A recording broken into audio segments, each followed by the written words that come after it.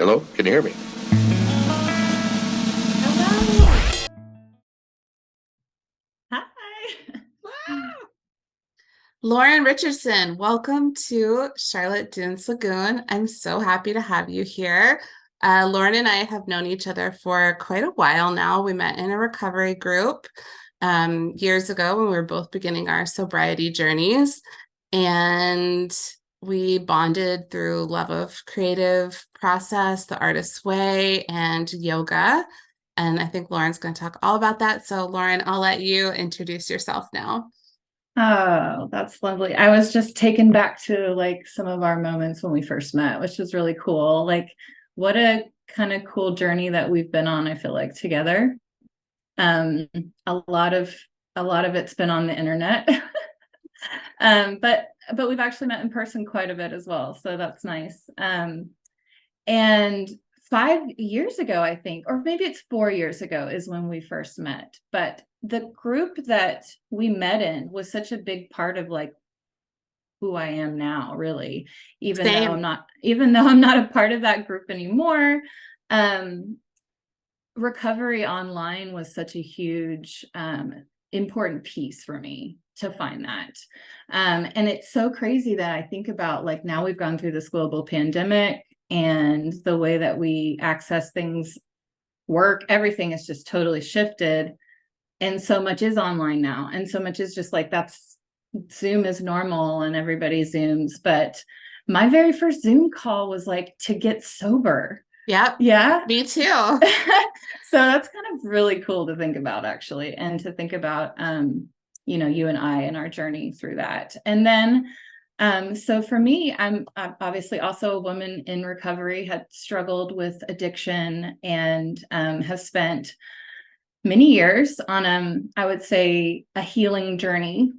Um, I would consider myself a very deeply spiritual person. And so I also think that I really like the term like a seeker. I think I've just been seeking all of my life for divinity, for an experience of something greater than myself. I've been like constantly seeking that, I think, all of my life.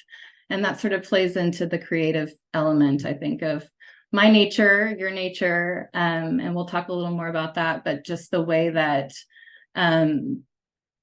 you get to engage with creativity, it's a very divine kind of otherworldly thing, as you know. So we'll talk more about that. But back to who I am. I'm a seeker. I'm a creative. I'm someone who struggled with addiction. So for many years, I wasn't creative. And that's also something that I think has have been oddly part of my like strength, because even though I spent many years not creating and not writing, and that was very painful because I was in active addiction, I also have spent many years recovering that. And it's still work in progress. Always, recovery is always a never ending journey, no matter what it is you're recovering.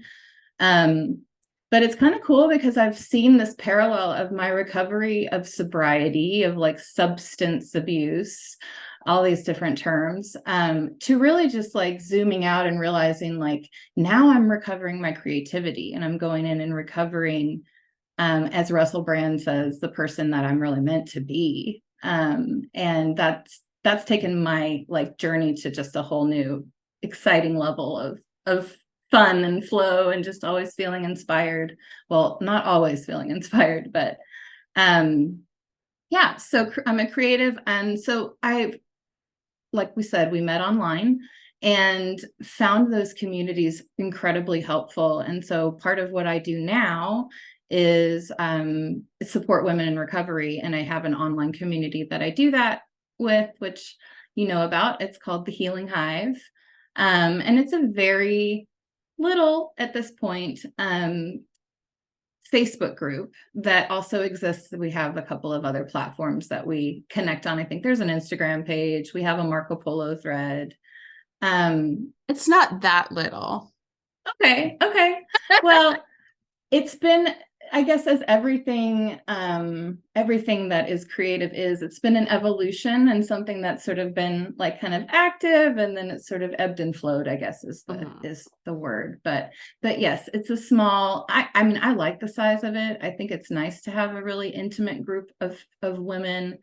And what's really kind of cool about this particular group is like a lot of those women, these women, like if you looked at the roster of the Healing Hive, they are women that have been with me for 5 years, or, so in many cases, and have been with me even before I was actually sober. So when I look at the list of women who are like, in my group, I honestly don't even think of it as my group. I think the Healing Hive was just meant to exist. And any creative thing, as you know, sort of just births itself. And I just got to be the person to like be the vessel through which that came, basically. So, at one point I realized I really prefer to have all women as a group as far as like early recovery goes. And there's a whole other, we could go down that whole conversation as well. But I do particularly find that connecting with women in recovery, and even what I do with like creative stuff, is sort of my niche, no offense to the men, of course, but I just think that we get very, very personal and intimate. And there is, just a lot of topics that I find, I am able to relate to the woman and her experience so much more, the feminine. So I support women in recovery. And in addition to that, I had also started doing Artist Way groups, which you know about as well. We can talk a little bit about that too. Yeah, and I'm gonna link to the article that you wrote about the Artist Way. Like that was almost a year ago that we did that article, or the guest post that was about creative recovery and the Artist Way. So I'll link to that too with these like show notes. Awesome.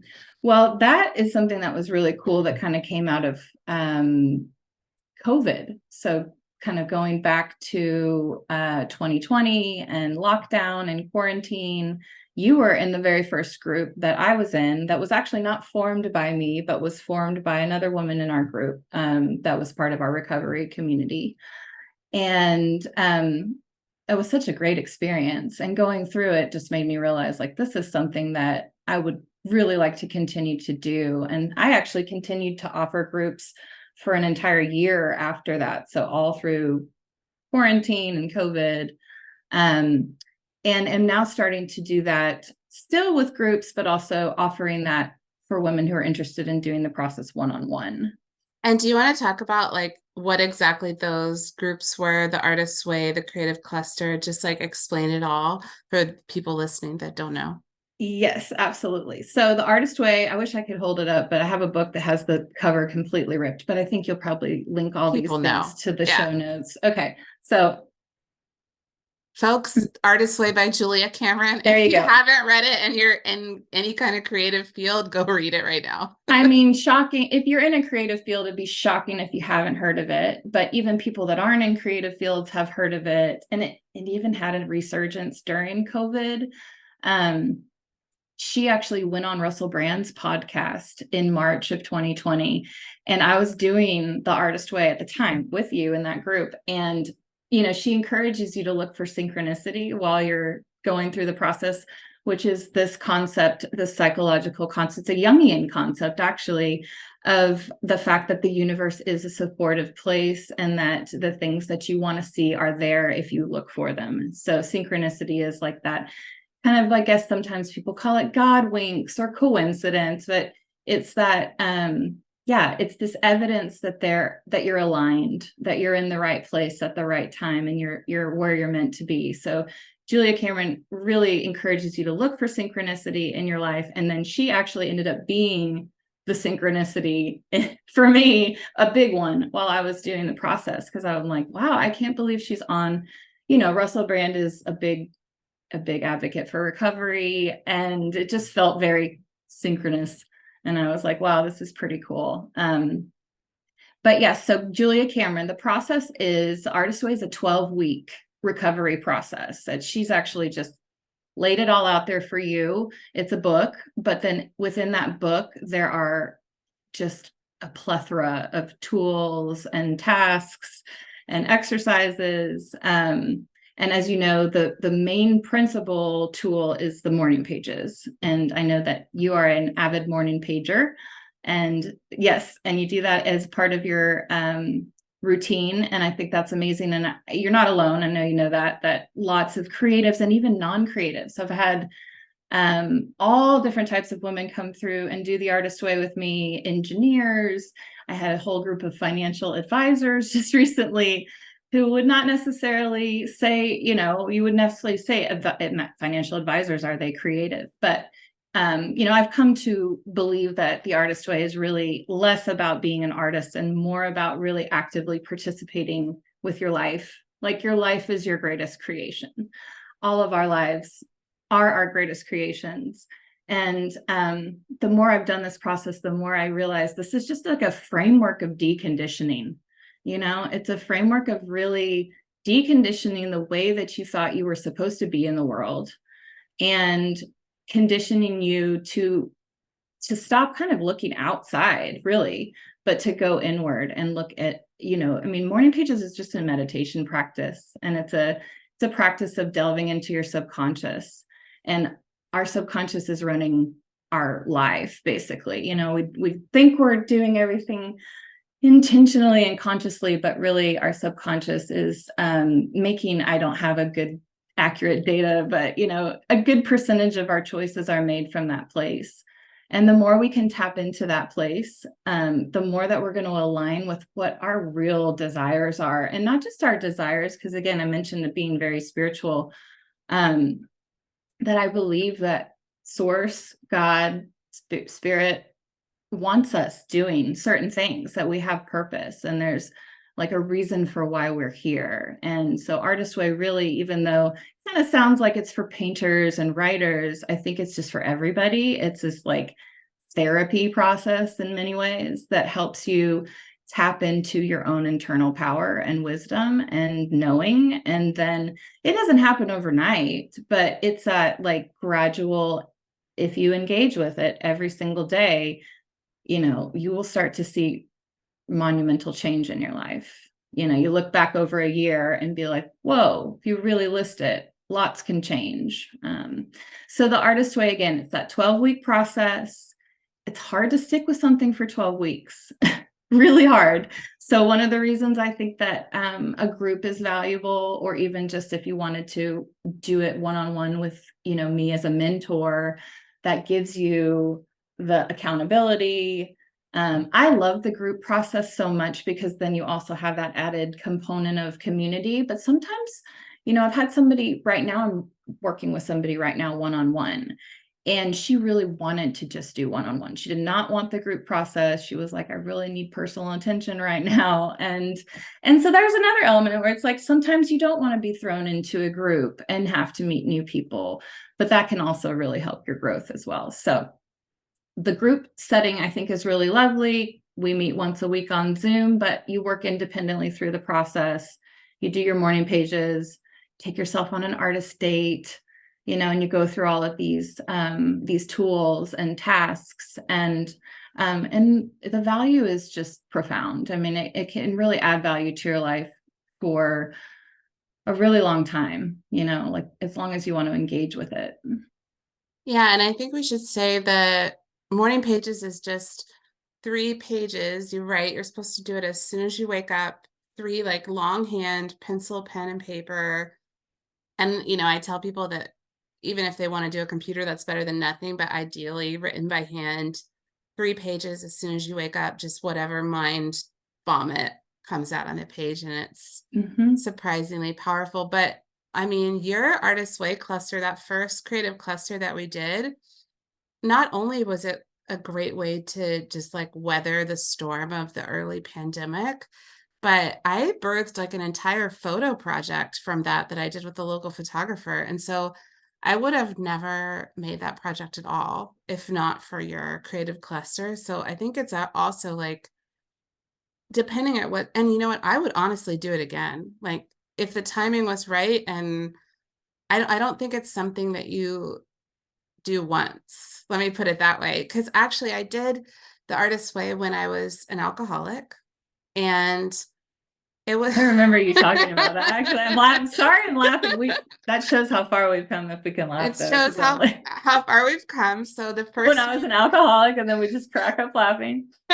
yeah, the first time I did it on my own, and I did it while I was an alcoholic, and I highly recommend. Inactive addiction, as we like to say, In active addiction, Yeah. fully abusing substances. Yeah, but also look at you go with your morning pages while you're hungover. Yes. And it was so heartbreaking to go back and read them because I forget what week it is that you are supposed to review your pages. It's near the end. It's like It's 7 like or 8, nine. week 8, Yeah. 9. It's near the end. Near Yeah. the end, you review your pages and you highlight what things that keep coming up. Yeah. And every day I was like, I need to stop drinking. Why can't I stop drinking? I just wish I could stop drinking. I wake up at hungover and I promise myself I'm not going to drink. And at 5 p.m., I'm drinking again.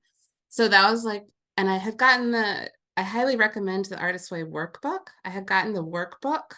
And Mhm. so I kept that workbook, and, it has the questions at the end of each like week that you're supposed to also do in addition to the pages.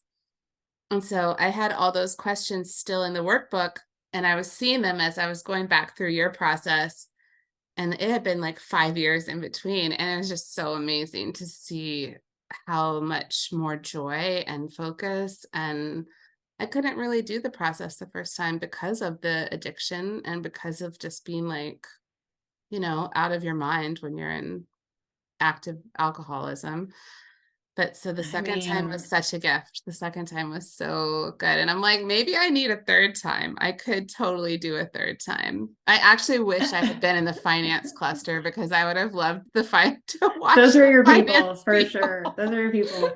I mean, I've been continuously essentially doing it since like 3 years. Like, I mean, not really, but kind of, I'm not puristly every single week, maybe going on an artist date but I actually would say the truth is that my life has turned into, like Julia Cameron says in the book, our life is meant to be an artist date.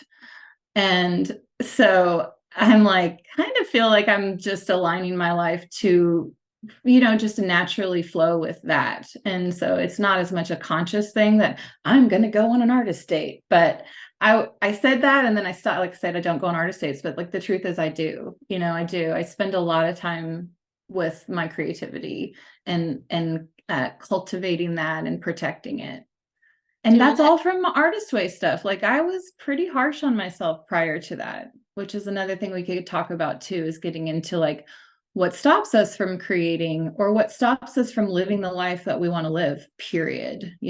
That's really the biggest thing. It's not just like what stops us from creating, but what stops us from like really living the life we want to live, which again is like creation all in itself, our lives. do you want to also explain, just for people who aren't familiar, what an artist state is? Yes, I know. And I don't know if I did a great job about like talking about the process, but I think, it's a very kind of It's intricate, detailed. There's a lot. there is a lot, It's like a 12-week college course. it is. And it's 12 weeks it's interesting that 12 weeks I think that there's a lot of parallels to recovery with like 12 steps. And also I will throw in there too, that I bring a lot of yoga to the kind of mix as far as my lens perspective that I bring to it. That's what I study. And, deep philosophical yoga, just for those who might be thinking like physical yoga, which I do as well, but also just a deep study of like the philosophy of yoga, which really is meant for our mind. And the chakra system is really like the psychology of yoga. Essentially, it's our subtle body. It's all of the memories, experiences, and traumas essentially that we hold in our body. And that's been like corroborated with science too. It's not just totally woo-woo. There are some mystical elements to the chakra system for sure. But there's also just some like it's real. And what's cool about it is that it's so aligned again with our psychology. And so when we're working through the artist way, when I'm working through the artist way currently right now, I'll just say I'm working with someone who I can identify has a throat chakra block.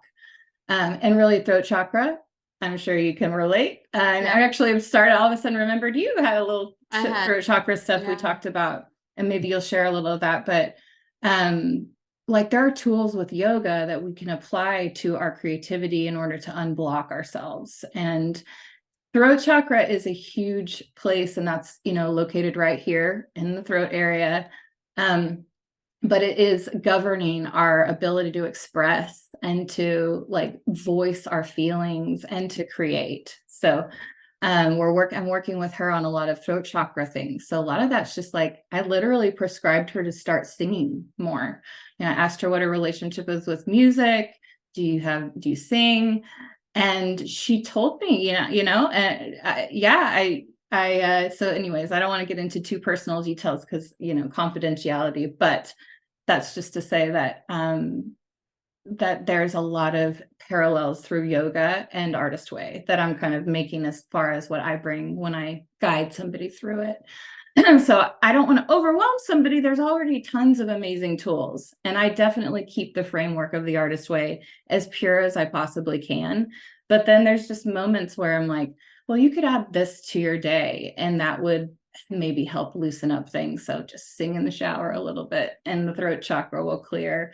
And some other toning exercises that you can do.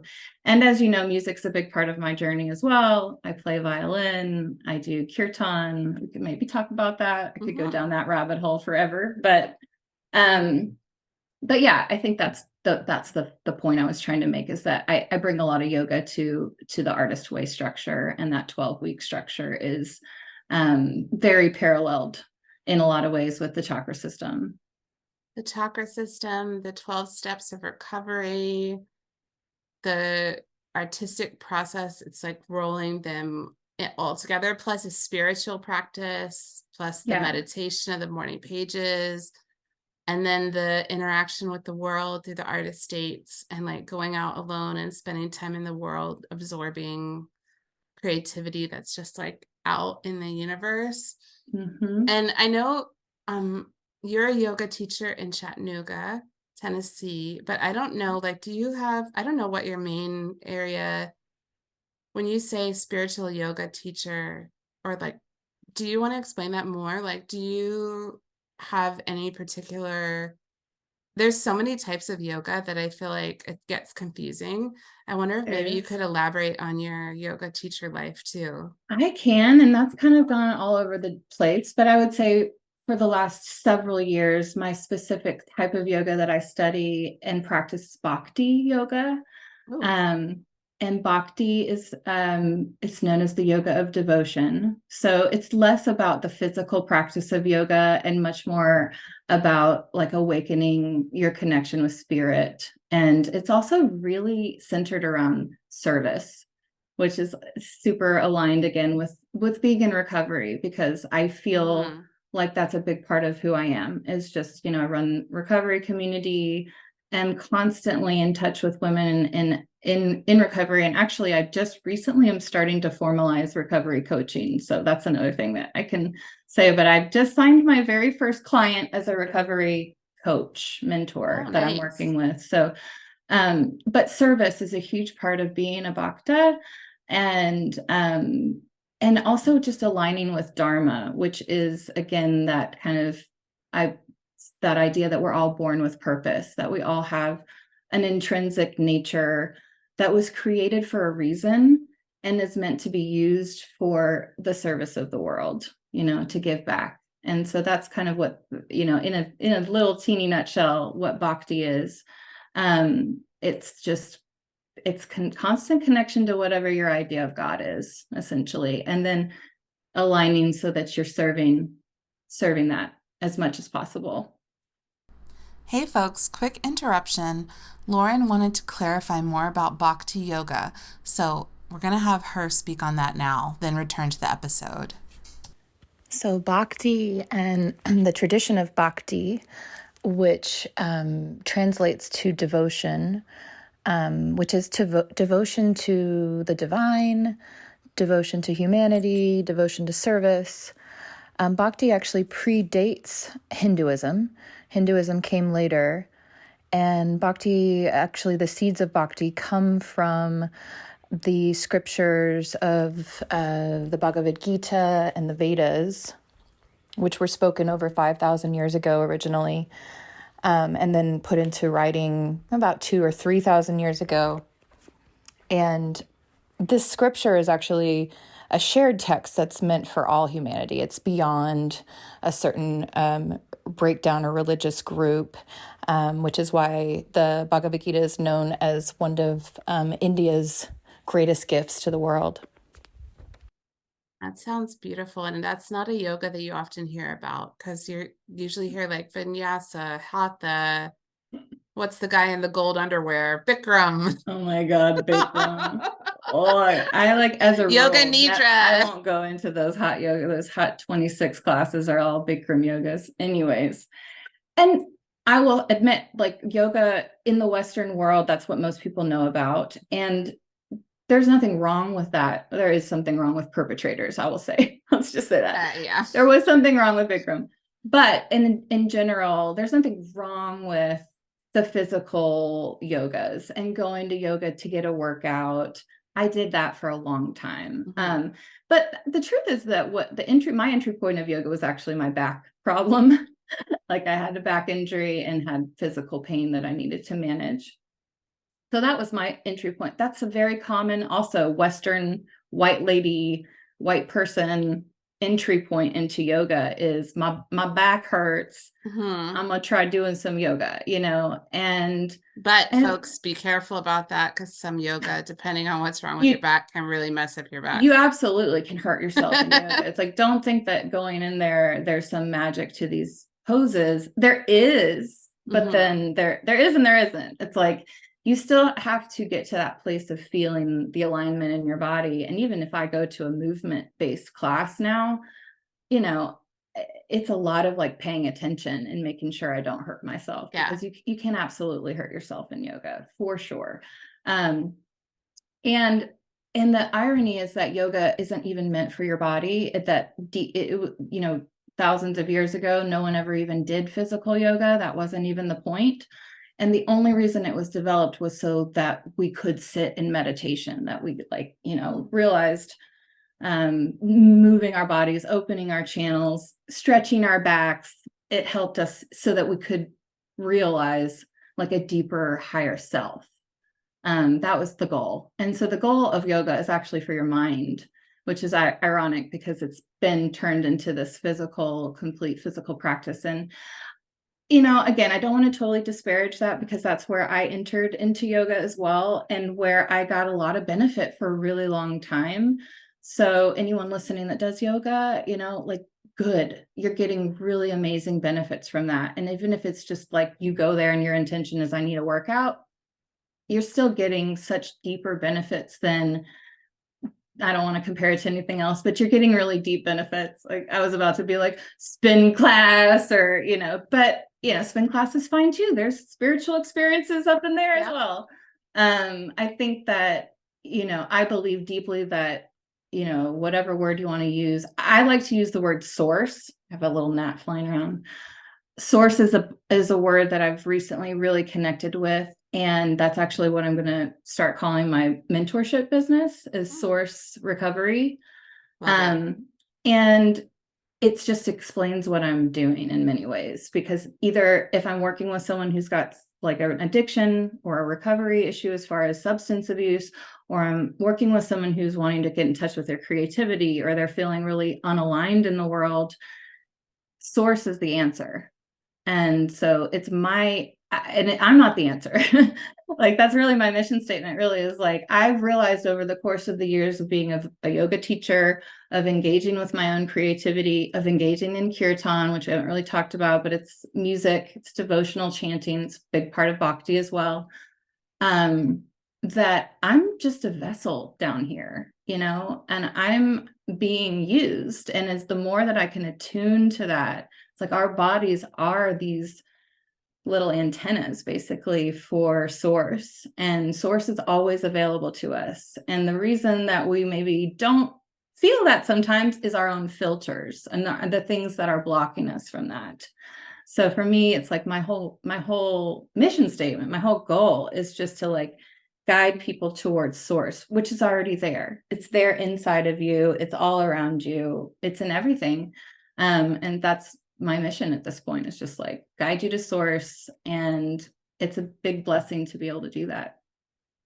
I love that. And speaking of big, I feel like that you're just making me think of Big Magic, which I know is another book that really influenced both of us. And that's, yeah. Elizabeth Gilbert, I would say just quickly, she's the reason I Please. even like got into yoga at all. Oh, Which tell is me funny more. because I know her Eat, Pray, Love book, which I don't know why every time I share this with people, I feel a little embarrassed about Don't it. feel embarrassed. I loved that book. I loved Okay. it.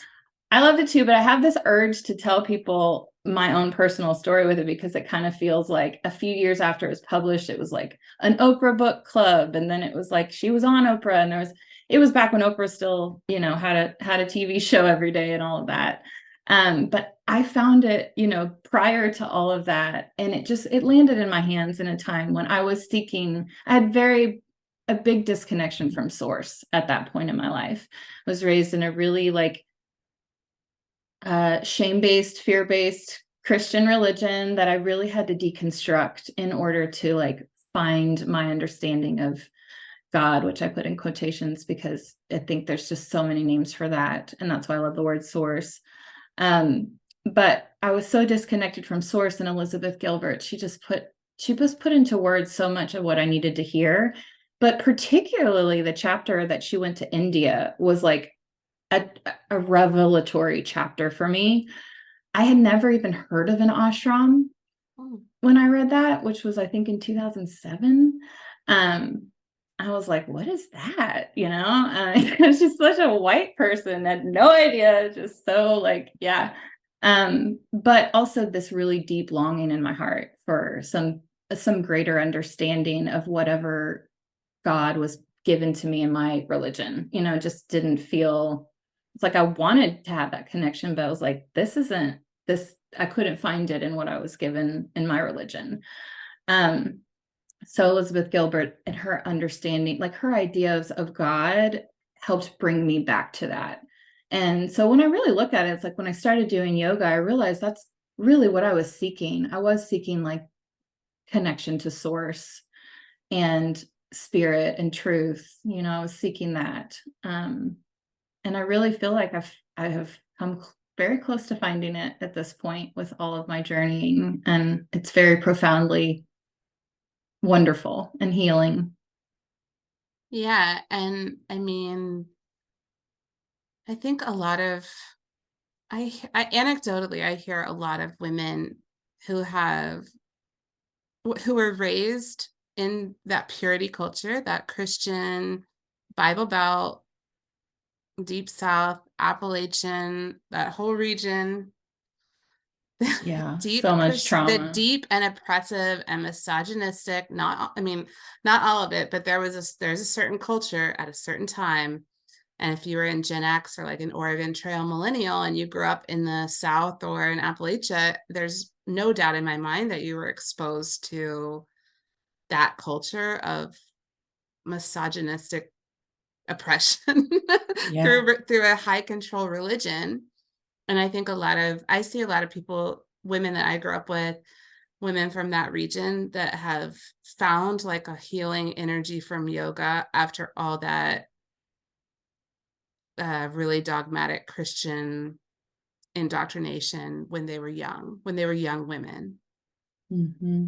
Yeah. So I don't know if that resonates with you. Absolutely. I mean, and I was just thinking, thank goodness for yoga, and even just the vinyasa power classes. That's what I'm saying, is like, if that's the only yoga that anyone gets, it's still an amazing, because yoga just means union and connection. And so what yoga does for everybody, and it takes time, it's a not overnight process, but it connects you back in with that deeper knowing, that deeper wisdom and spirit, which Not every Christian religion and wants to oppress, but in general, I think all of us have been given a lot of oppression, a lot of ideas that were meant to be really like lovely and pure, like Jesus's teachings, for instance, came and have been weaponized against us and have been used against us in order to control and, out of fear. And that's when it's like a time to take your power back and really decondition yourself and start to go inward, stop looking outward, stop asking the church, stop looking at the pastor. I mean, I think that's what the artist way, that's what Bhakti Yoga really does too. Bhakti Yoga, it's this like constant practice of aligning with spirit and higher goals, and acknowledging that we have that wisdom inside of us, so we don't have to listen to like the oppression of the church or the patriarchy or whatever it is, that we have our own inner voice, and it's really important to protect that and listen to that. Yeah. And yeah, I liked how you put that. Like, it's lovely, lovely ideas. And there's so much beauty in religion and spirituality. And like many of us do want to connect to that spiritual side, but then the organized kind of cult vibes. And as you and I both know, like those cult vibes can seep into I love a cult, man. almost any kind of group. But you still want that like inner divinity. So I think it's amazing. Like whenever I meet people that are really seeking and really in need, I often recommend them to contact you. As you know, I think I've sent several women your way.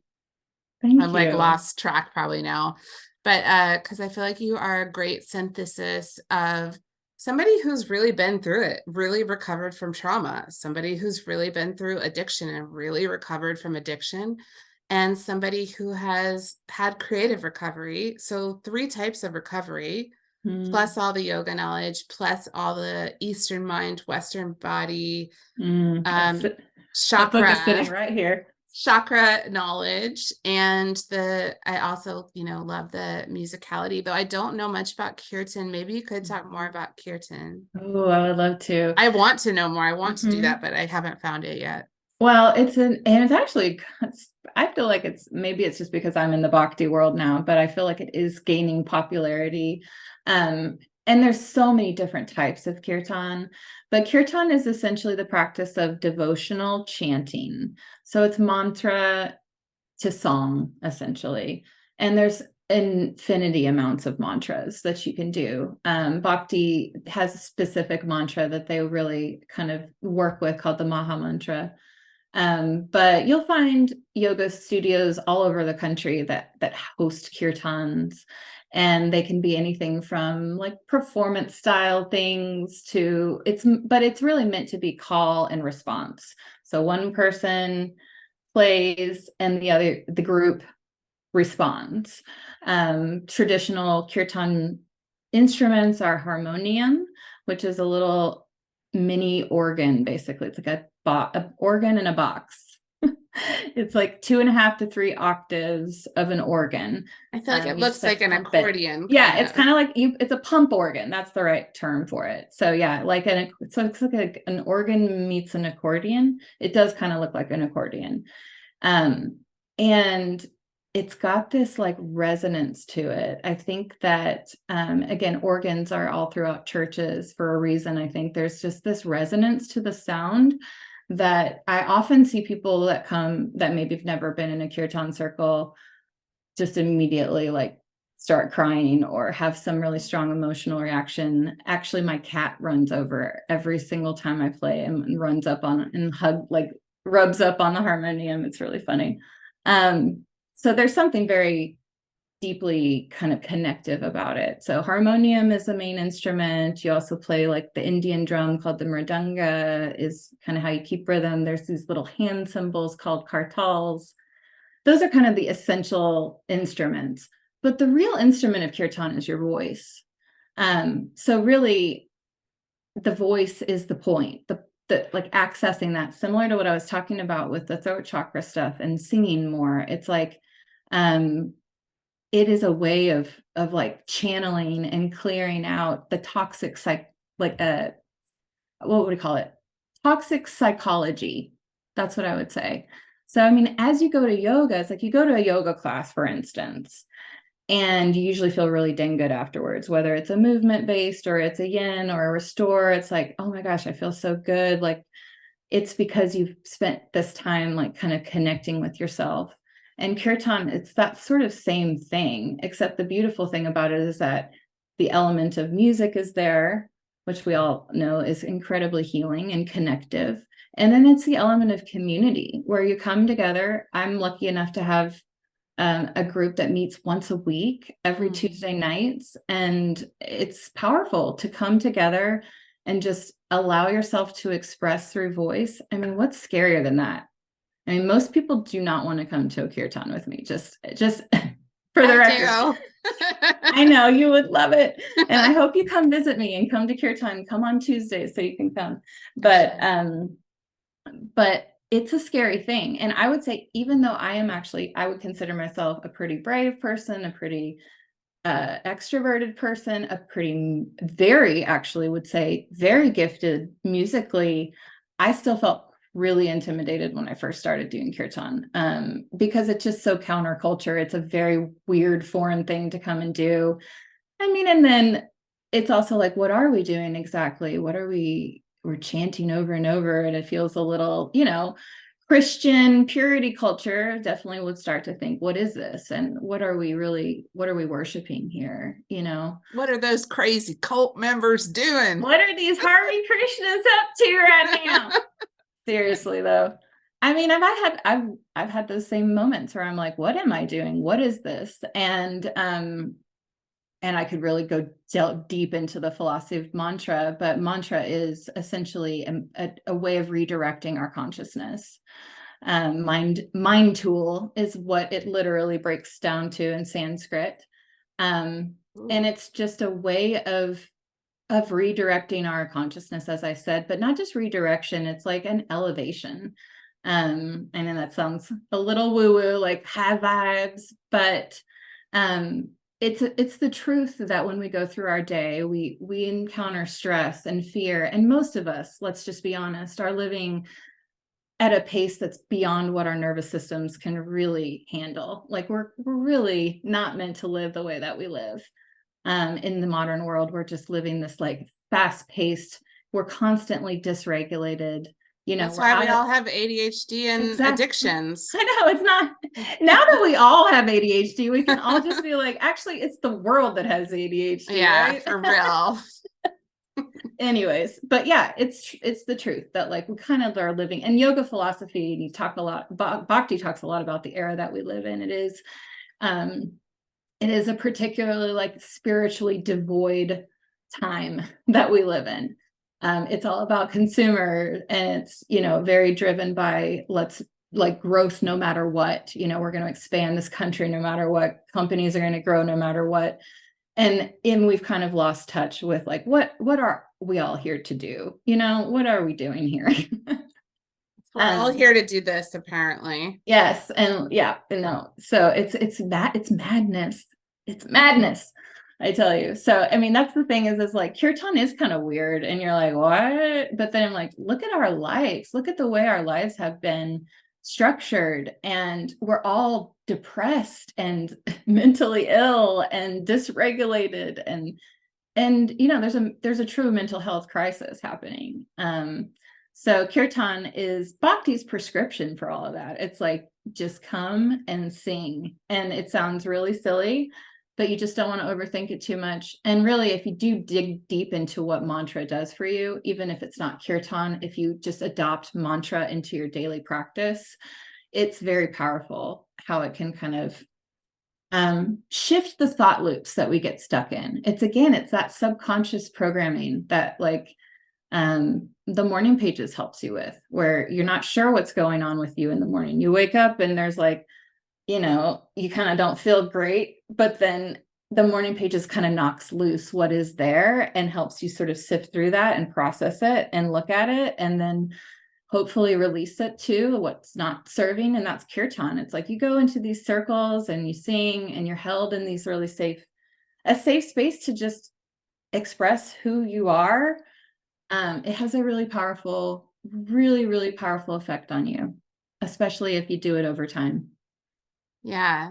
You know, while you're saying that, I'm just thinking, isn't it crazy that people consider it more weird to sit in a group and sing, like a totally natural, physical human thing with Which other tribally we did people, for centuries, like thousands centuries, of years, other but culturally we, everywhere. Yeah. yeah, but we don't blink an eye at like hundreds of people racing through underground metal tubes while they stare at pieces of plastic, which is like the subway in a city.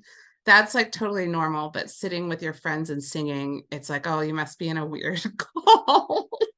I It's know. wild. Well, I know because I have this dual way of looking at it too, where I'm like, I know it's weird and I know it's culty. And even some of my good friends in the group, we joke that we're in a cult, but we're not, but it's like, it's just because it is rare. To me, I don't know. I think I can boil it down to how much we're conditioned to look outside of ourselves. Mm-hmm. And yeah, like you said, why is it more normal to sit around and like watch a movie with somebody than it is to sing with them?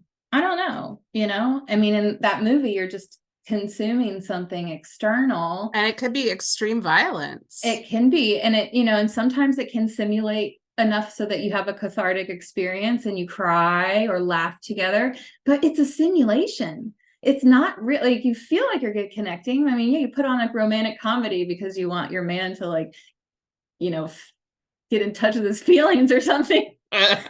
Bring him to kirtan, okay? Bring him to kirtan. That's where you get in touch with that, And I mean, and let's not just like disparage on the patriarchy. I think the patriarchy in many ways have been, men have been victims as well to that. They have been victimized by the fact that they're expected to be strong and expected not to feel and not have emotion. And that's really weakened the masculine in our culture because it's this false, toughness that's really just a mask for tons of pain and shame. It's like this in probably, I would say, especially like maybe generations that were raised by, the depression era parents. I mean, we start talking about generational trauma right now, I guess, but like, when you really look at it, men have not really been given a lot of space to feel their feelings. And I think Bhakti is a beautiful practice in order to do that. Like us women, we're kind of more usually we're more in touch with our feelings. So yeah, it's a lovely practice. Yeah, that makes a good point. What did you say is the main mantra, and what is Maha mantra or something? And what does that mean? Or like, how do you use it? Okay. Yes. So the Maha mantra, oh my God, now I'm like Bhakti quiz. I'm like, if it's short, you can just do it. It's not short, but Maha means great.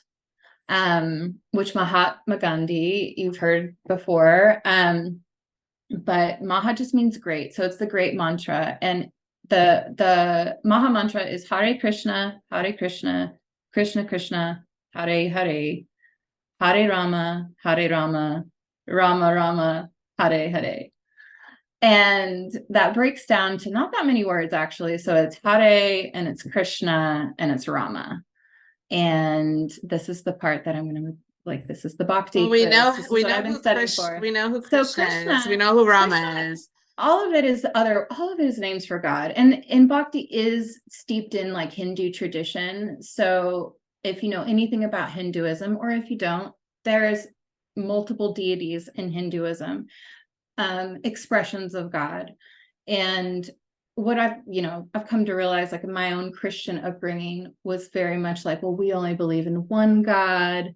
We don't worship idols, all of these kinds of things. But the more I've studied Hinduism, the more I realize like these are all expressions of just one absolute. Even Hinduism only believes in just one absolute, but it's a beautiful source. Yeah, source. Again, let's go back to that. But we are so complex as humans. So why wouldn't source be, And so I think Hinduism for me feels like the way of relating to divinity that encompasses the masculine and the feminine and this aspect and that aspect of, the personality of God, which is multifaceted and not just man and woman, or not just man, white man on the throne, like a Christian God.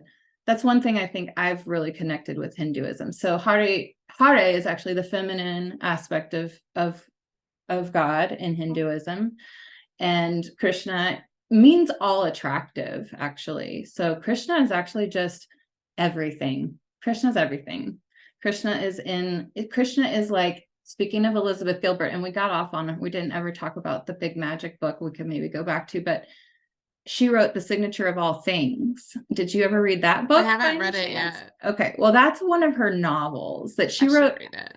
It's pretty good. I like it because it does talk about like plants in a very spiritual way. And essentially the signature of all things to me is Krishna.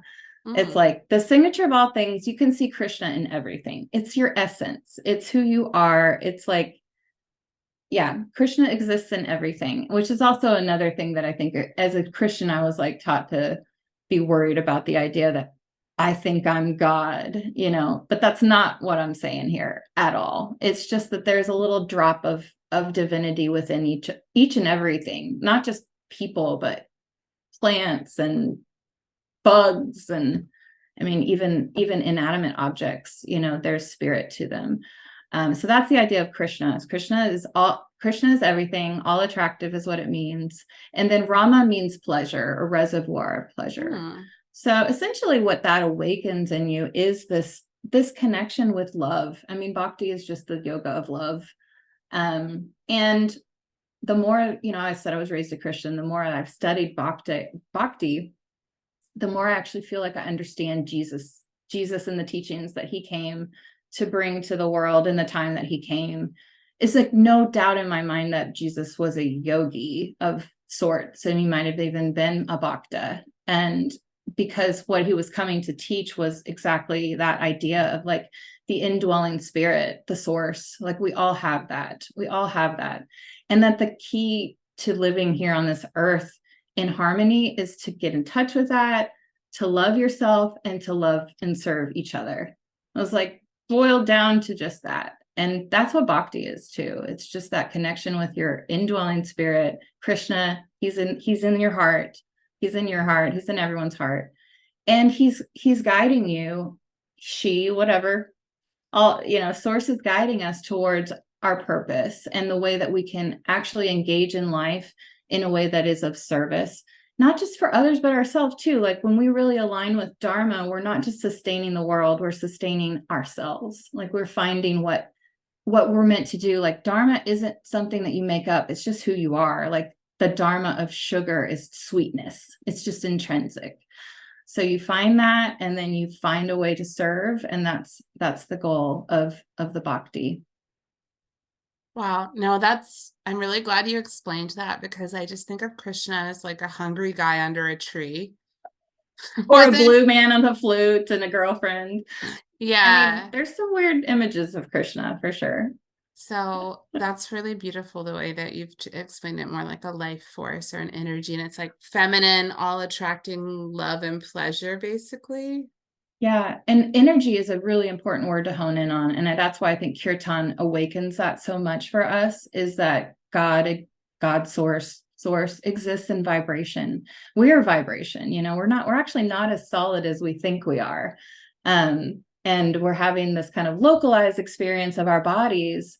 But Bhaktas believe like we have this eternal spirit within us that can always connect to eternality, to source. And that doing this, chanting of the mantra is what awakens that and what helps you connect with that. It's a beautiful thing.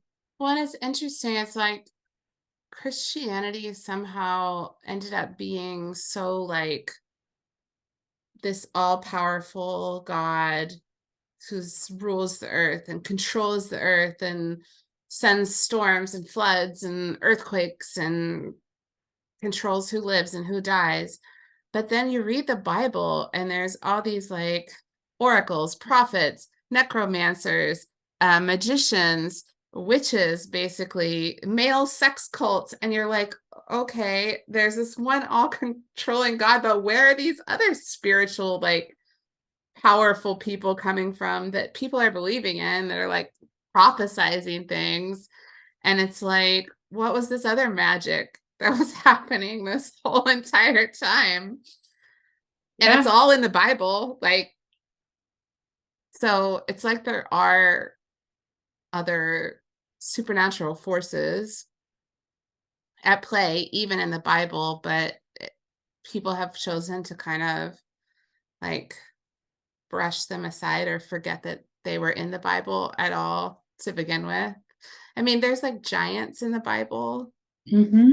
Oh yeah, the David and Goliath story. I mean, those stories are, Yeah, yeah, pretty wild for there's sure. wild supernatural stuff in there. Mm-hmm. And so I think that I like the idea that you presented of the many different personalities of the source Yeah. coming through. That resonates with me also. And you're kind of bringing up a topic I want to go into just a little bit, which is that one thing I think the Artist Way helps you with is exploring your connect. Like, what is your God concept? Is sort of the word I think that it's the kind of Western psychology phrase. But what is your understanding of that? And I think I'm very well equipped to help people explore, because I have kind of come through that religious trauma of my own, and having to break down and deconstruct and really extract like the truth. And the cool thing I think about my own spiritual journey is that I haven't had to abandon what I think the essence of what Jesus came to say was. And not that that is like the most important thing, but I think it's like over here in the Western world, you come across people and that's all they were given is Jesus. And they were only ever told, like, this is the only way, this is the only way, this is the only way.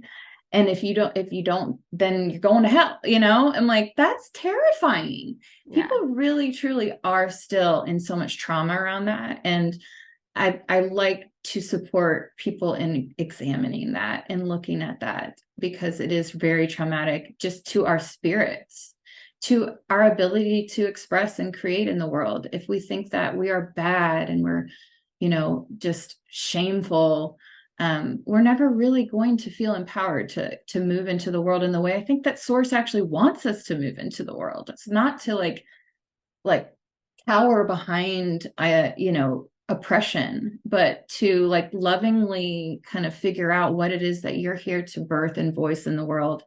And then our voices are all necessary for that in order to heal that. Yeah. Yeah, and I think that some people may, if you grow up in a place like San Francisco or LA or New York City, many places, this conversation might seem like exaggerated, but there's kids right now in the South and in Appalachia that are being told, oh, like you did this, you're going to hell. Like there's not just children living under, there's children and grownups living under extreme religious situations right now.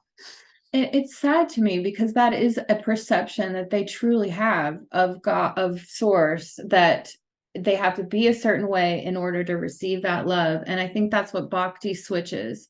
It's like, no, you are already love.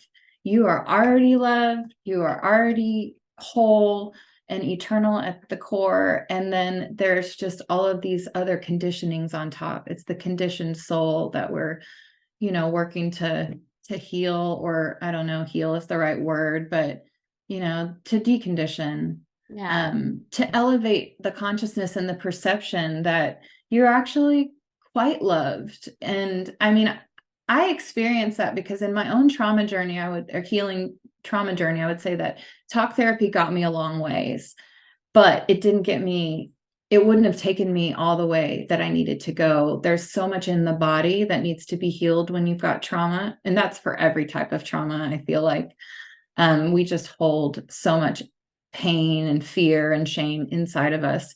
So it was at that moment when I really started to engage with physical yoga over and over, over and over, over and over, that I could start to perceive Source and really feel my I'm meant to be here. I just have these moments. It's yoga. It's actually, there's a goal in yoga called samadhi, or a limb, I would say. One of the limbs of yoga is samadhi, and that is union, or like oneness, ecstasy. There's all these words. It's the highest ideal of yoga is to reach samadhi. Bliss, right? But there's levels of samadhi. So you've experienced samadhi. I've experienced samadhi on some level. Now, I think I've ever experienced what like some of these ancient rishis have, where they've gone into like full like tripping balls with God mode, but we can keep that in there. But yeah, but samadhi is that experience of just knowing like you're meant to be here, and that you have guidance from an external, like a higher source. I almost want to say external source, because I do feel like God's within us and he's without us, but like it's that source of guidance that we're connecting with in yoga and bhakti. Yeah, I love Eckhart Tolle's way of putting it, that, you know, we're the radio, God sends the signals. Our source has the signals. We can tune in or tune out. Right. But then there's like, well, what about the people that aren't getting that, you know? And I have a book I want to say. You've probably seen the Rick Rubin book. I just read it recently. Okay. I actually wondered if Source had come in. Yeah. I don't have my copy here, but he talks about Source a lot, and he capitalizes it. It's very similar to it's very similar to Big Magic. I would say it's like the musician's version of Big Magic, or it's like the man version, like the masculine way, because there's such a succinctness to the way he writes too. It's a little more philosophical and less storytelling. Yes, men get to the point, which I do appreciate about a male writer. Typically, like it seems to be a little less like wordy. I tend to be a little too wordy.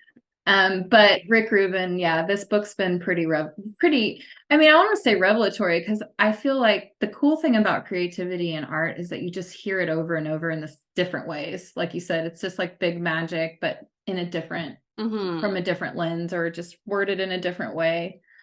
But the point I love that he makes is that source, it says here, I'll read it. It says source makes available, and the filter distills, and the vessel receives.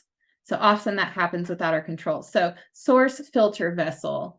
And the filter is what I think I am hoping to support people to like clean out. The filter, what's blocking us from receiving that source is, I think, our traumas, our limited beliefs, our, these ideas that we have about ourselves that aren't accurate.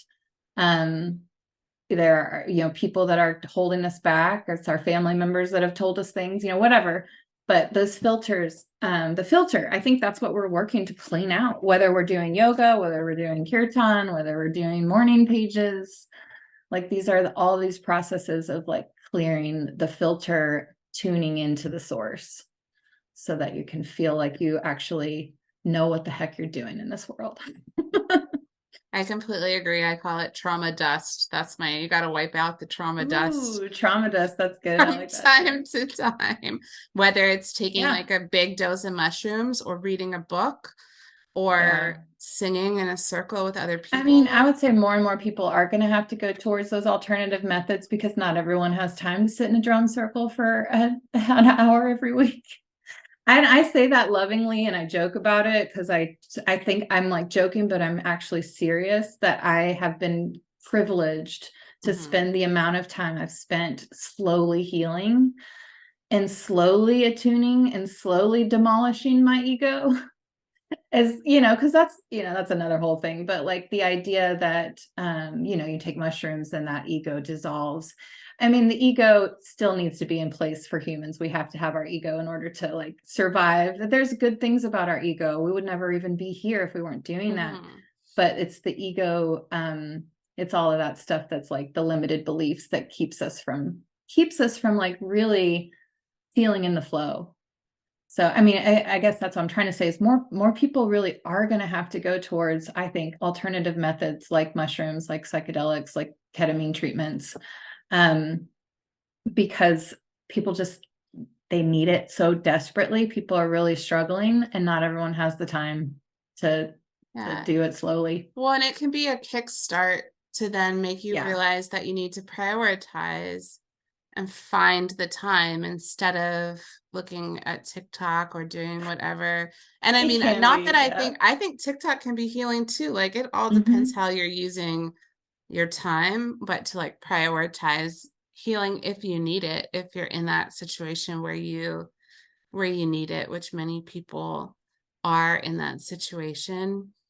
I was going to ask you too, because I'm sure there's somebody that's going to listen to this that's in active addiction or that's like struggling with addiction. So I wondered if, in a nutshell, Oh, good.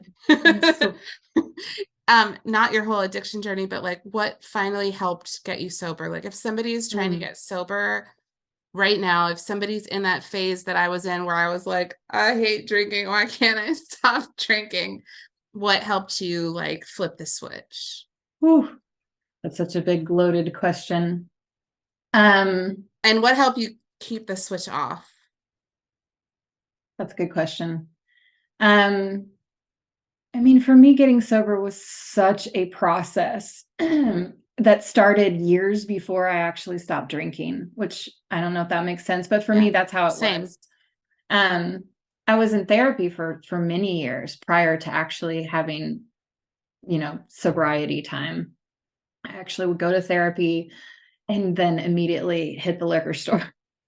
Like I did that for a very long time. And I laugh, but it's not funny because it's funny. And then it's also just, in many ways, I'm grateful because sometimes I think alcohol and drugs, they numb what needs to be numbed until you're ready to face what needs to be faced. Yeah, like child abuse and sexual abuse, and which is part of my story, as you know. And I've come to the place of really giving myself love and grace. So I'd say, first of all, things when listening and they're in active addiction, like just give yourself a lot of love and grace because it's an indication you're in a lot of pain.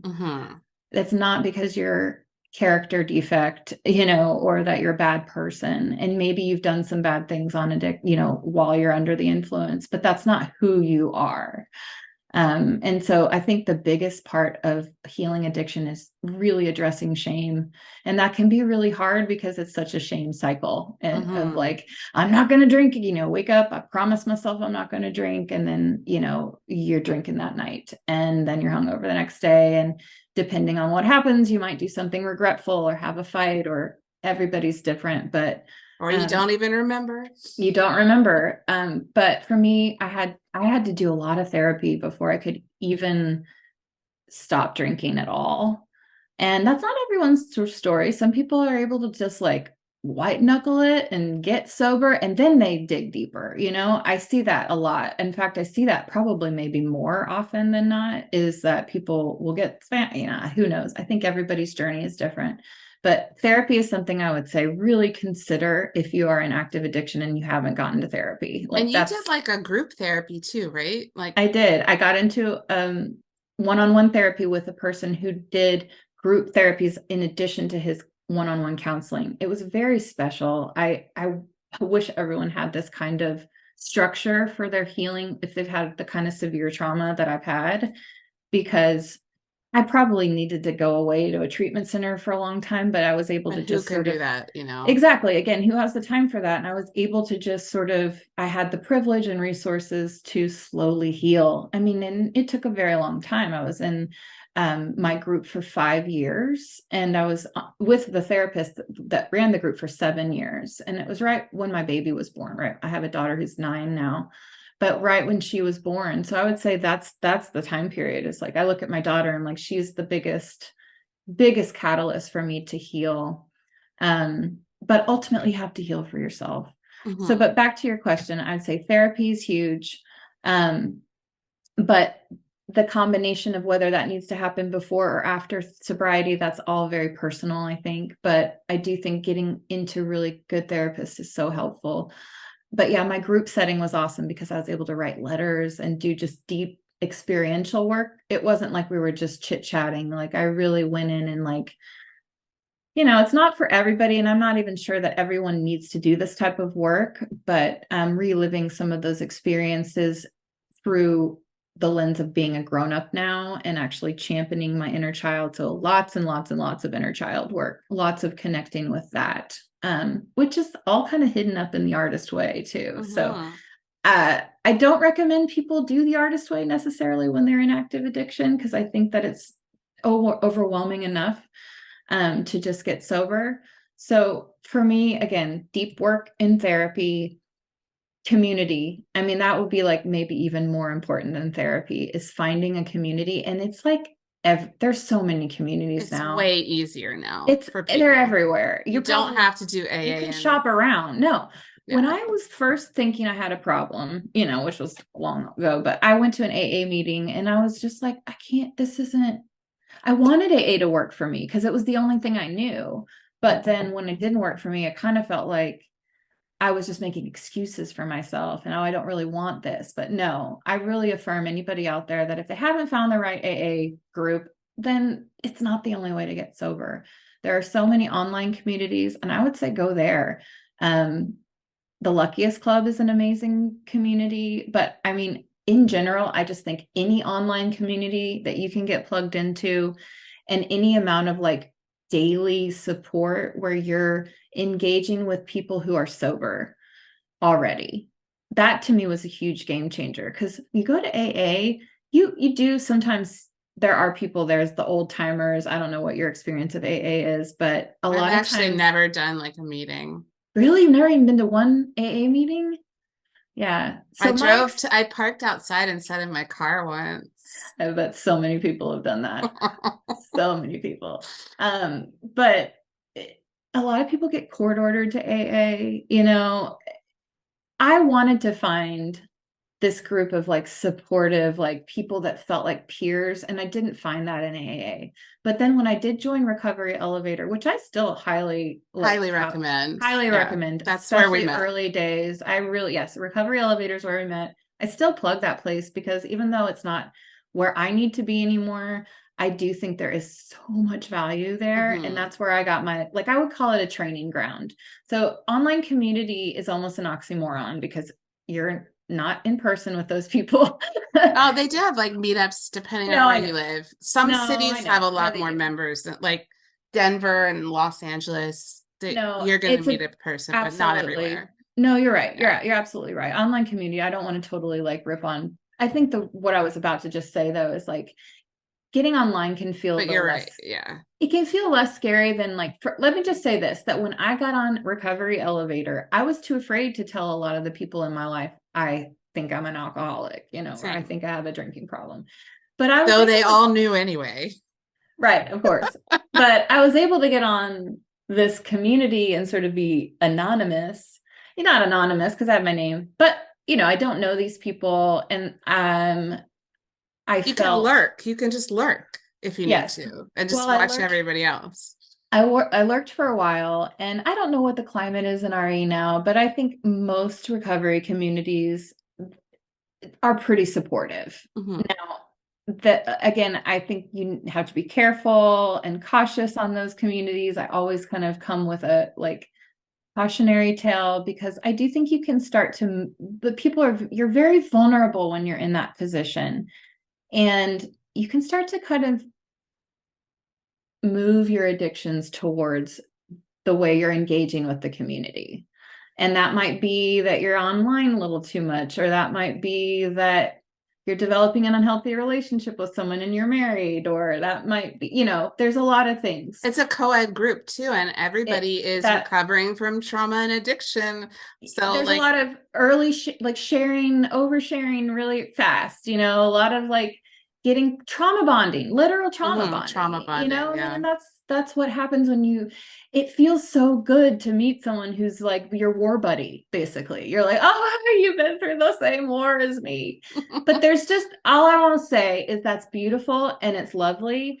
And there's so much connection and healing you can find. And you can also really get hurt there. You can also really set yourself back if you end up in relationships that fall apart. Like you get close really fast and then they fall apart. I've had this. That's one reason why I'm going into this, is that recovery relationships can be like your new best friend. And then, and then the truth is both of you have a lot of pain and trauma to heal from. And sometimes you're not able to relate to each other in healthy ways.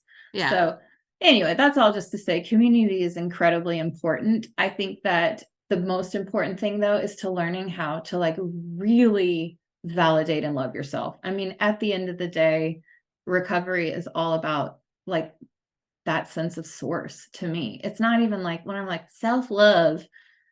I mean, I don't think that I'm really that great. I think that what's coming through me is great. I think that the fact that I'm part and parcel of this beautiful universe is what makes me great. And that connection is what's beautiful, because then it's not an egoic thing, Yeah. But most people that are in addiction have become very disconnected from that idea, the idea that they're worthy, that they're loved, that they have something to offer the world. I think anybody listening can say, yeah, I've completely lost connection with any of that. And that takes a lot of time and probably lots of different avenues to heal. I kind of think the journey down recovery is that sort of, well, this isn't mine, this is from a book I read, but it's like building that 4-lane highway over a dirt road. Mm-hmm. And the drinking is the dirt road, and the construction process is recovery. And then you get to a place where you have this like really nice infrastructure and a 4-lane highway you go down, and that you cope with your life in a way that's better, or more supportive, effective, direct. But that like dirt road's always there. I love that too. And we can always kind of go down those like dirt roads of like programming. But we're building that highway. It takes different things for everybody to build the highway, I guess is what I'm trying to say. It's like therapy, it's community. For me, it's getting in touch with my creativity. Some people might need to leave their marriages, and that's a whole other thing that's traumatic and hard. And or their families went through, right. Some people need to change their jobs. Oftentimes when you find yourself in addiction, not just one thing's out of alignment, like a lot's out of alignment. I mean, probably maybe not everyone. I mean, I have so many different friends who, it's like, oh, they just needed to stop drinking and then their life was great. There are some people, I think that was the case. So like they did have a healthy marriage. They, are a supportive partner, and their job was what they were meant to, they're in the place, but they just need to stop drinking. Mm-hmm. That was not me though. I was like, I needed everything to change. And I was so out of alignment with who I was. And ultimately, I think, I can't go back and do it any different. This was my journey. But I think the more we can stay connected to source, the less we will go down that dirt road of the programming that doesn't help us. And whether that's a drinking problem or it's it's any other addiction, it's spending, it's porn, it's validation from other people. Like, I think it takes us time in order to really like rewire that. And then, we're just building new coping strategies.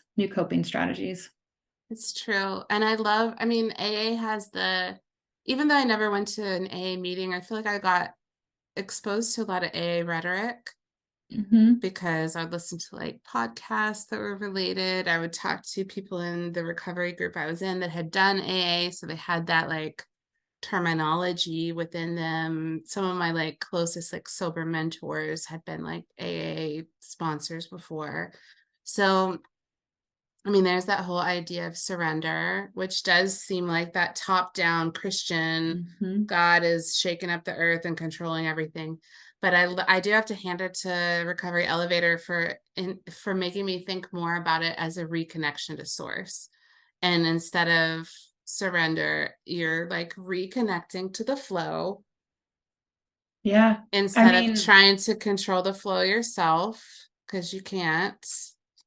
You're literally spouting Bhakti philosophy currently, just so you know. Reconnect to the flow. And I would say too that Bhagavad Gita, which is one of the like ancient texts of yoga philosophy, and yogi study, is like the original big book.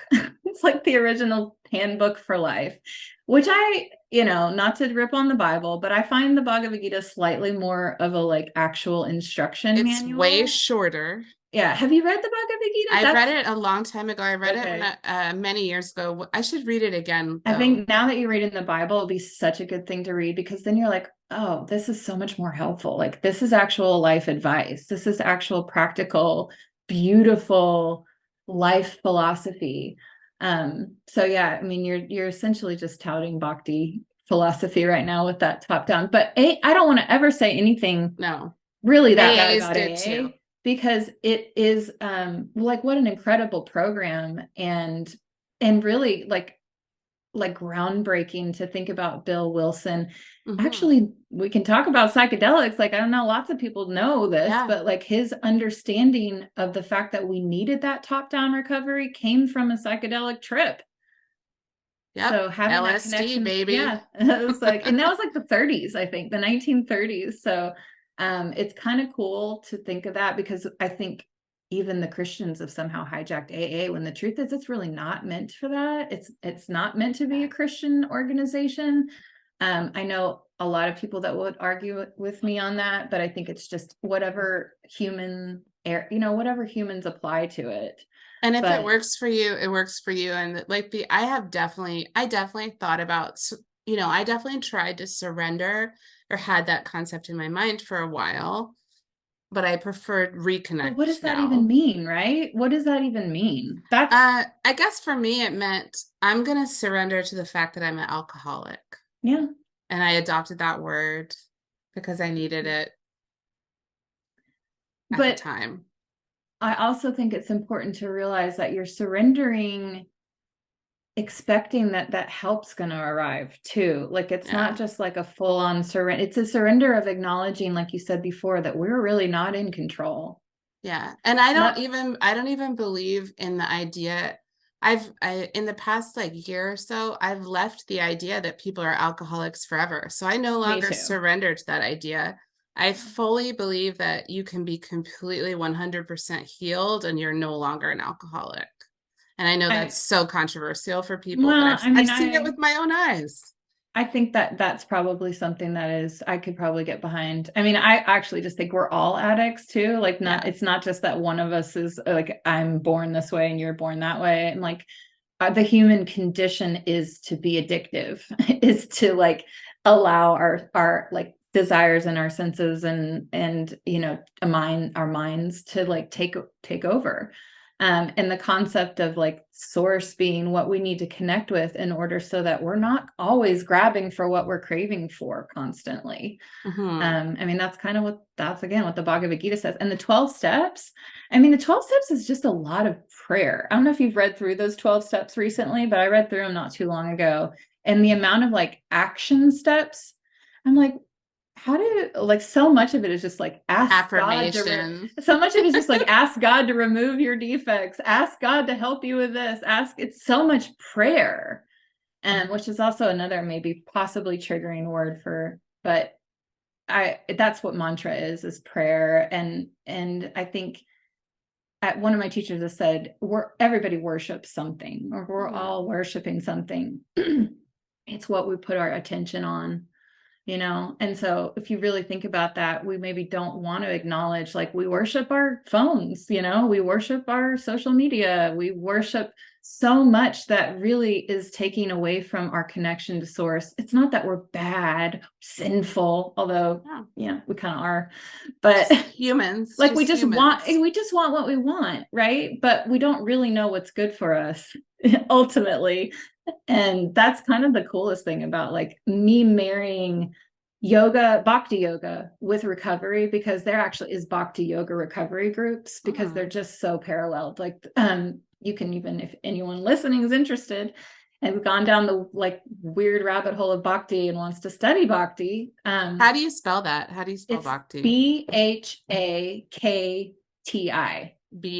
Bhakti. Yeah, Bhakti.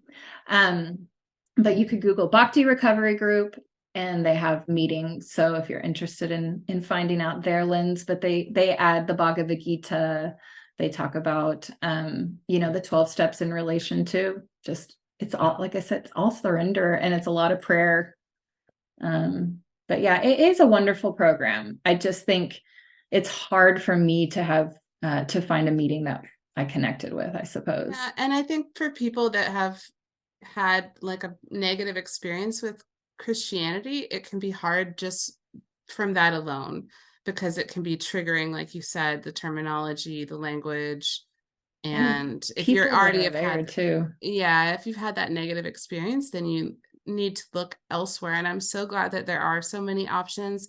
I mean, I did attend She Recover in-person meetings in Toronto for a while, which is similar, but no religious component, which is what I needed then. Right. But I'm so glad that there are so many different options now and that you have the creative cluster option. And I'm excited that you're doing source recovery. I think that you will help a lot of people. And I'm glad that you're active also in like Chattanooga and in your like local community with the Kirtan group Yeah, I and the mean, yoga. And it's not just like, because I think it's also so important to have that local in-person 100%. connection. I think that that was sort of a thought I didn't quite finish a little bit ago, where it was like online community is wonderful, but ultimately I think it's a training ground for you to feel empowered to go into your real community. And maybe that you meet people online that are in your community. But I think the ultimate goal is not to be on the internet all the time. But is to go out and engage in your real life, in community, and people that are in front of you, and learning how to relate to people. That's one thing I love about the Bhakti Yoga system, is it's not about like going off into like renunciation. A lot of yoga systems, there's the cave and the yogis that go and just disappear. Bhakti is the opposite of that. Bhakti is all about like going straight into like the fray of human existence, and like being connected with people that are suffering, like being of service The to that. service. Yeah. So that is, I feel honored, and I feel very much like this is just the way that I was made in order to, like, I'm a very deeply feeling person.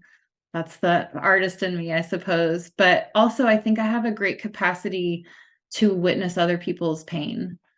That's something I think maybe with my Enneagram 4, that I identify as somebody who just has that capacity for that. And Rick Rubin talks about it in his book, just this, having deep feelings can be a blessing and a curse, and probably one of the reasons why I ended up an addict, is that those feelings of like, I see so much beauty and experience really euphoric joy, but it also comes in the other form of like, I see something and it can really affect me easily with pain. And yeah, it can be really heavy to carry the heavy feelings. But I also have noticed how much in recovery, as I've healed, again, I have that capacity to be with other people and just allow them to have their experience. And that's what we need to heal. It's not that I come in and do anything really other than just can be a witness to somebody and help them kind of guide them towards what their own inner truth is. Yeah, I think of you as an amazing, empathetic holder of space. Like you hold space for people really well. And it doesn't seem to affect you. Whereas for many, it will burn them out rapidly. Or like you're able to manage that burnout in a healthy way, I think it seems like. That's really lovely. Well, I'm working on that too. Yeah. Thank you. That's a very beautiful compliment. Yeah. Is there anything like before we wrap up, is there anything else you want to talk about? Or how do people get in touch with you? How can people support your journey too? Okay. I'm really in this kind of middle zone of having anything because I'm developing a new website, and it'll be like the Source Recovery website, which won't be available online for a couple months. But you can email me right now. I would say the best email would be, I have an email address now called The Artist Way with Lauren. Love it. It's just the Artist Way, not the apostrophe S Artist Way, but you can probably link that in the show notes. The Artist Way with Lauren at gmail.com. So you can email me there. If you're on Facebook and you're a woman and you're struggling, I guess you can't find the Healing Hive privately. It's a private group. Again, you would reach out, email me, and yeah. Or find my name. I'm Lauren Richardson on Facebook. Lauren Richardson. I think I'm still Lauren Ani on my Instagram handle, but you can, neither one of those are all that like wonderful pages to follow. But I would say, if you're a woman that's struggling, you want to be part of the Healing Hive, find me on Facebook, send me a message, and I can send you an invite. Or an email, or you can even reach out to me and I can direct you, because the Healing Hive is a good thing. I mean, I think I was in it in the beginning, but then I just stepped away from Facebook. But it's I think that is a good place to connect. It's starting to, and as I continue with my kind of one-on-one clientele, I can see that hive will continue to be a place.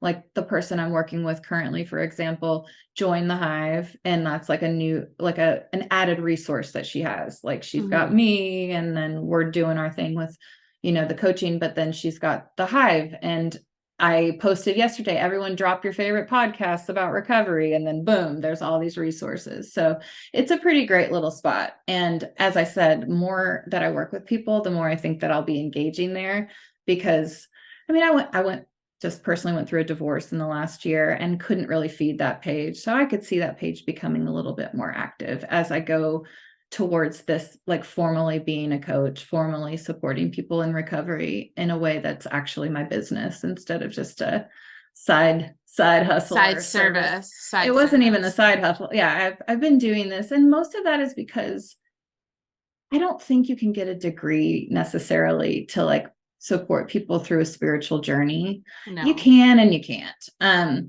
And I'm 4.5 years sober, almost 5 in October. So I kind of feel like I've been putting myself through school in many ways in those last 4.5 years. Like I have continuously shown up in this role. So I'm not doing anything I haven't done. It's just now I've formally stepped into knowing this is what I'm meant to do. This is what I'm called to do. And oh my gosh, my cat just did something crazy. And the more that I have the resources to do it, the more that I can give, so that's the beauty, is like being able to actually formalize it as a business and have resources in order to feed can reach more people. So yeah. You're ultimately helping more people, and I have no doubt that you'll help many. Thank you. And I mean, eventually I'll have a website, and maybe you can like link that post this, because this may be posted for, however long. And so by then, but right now that's how you find me. Oh, well, thank you so much. And thank you. Namaste. Namaste.